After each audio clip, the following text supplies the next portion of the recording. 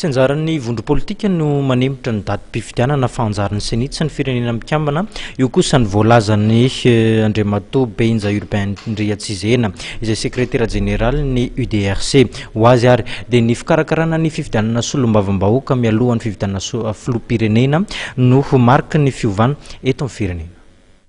Ny fanemorana fifidianana tsy anjaran'ny antoko politika na ny vondrona politika fa anjaran'ny CNT sy ny vondrona iraisam-pirenena.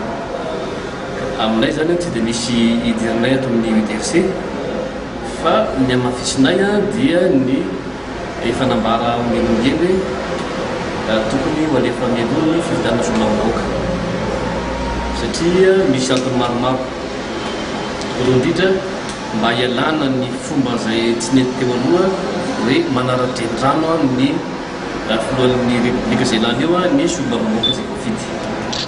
Dia hetsendan'izay koa ny vahoaka malagasy izay isaky ny distrika dia mba mila ny olona izay teny hoe iza ny tian'izy ireo omena ny fitokisana eo amin'ny distrika izay misy azy. Ary afahitako azy koa ny tombotsoa lehibe ametrahana ny solombavambahoaka dia mipetraka avetrany ny premier ministre ny 4e république ary mipetraky ny gouvernement de zamity. Misy androm-panjakana roa zany tonga dia mijoro avetrany raha vao voafidy any solombavambahoaka, eo ny gouvernement eo koa ny assemblée nationale.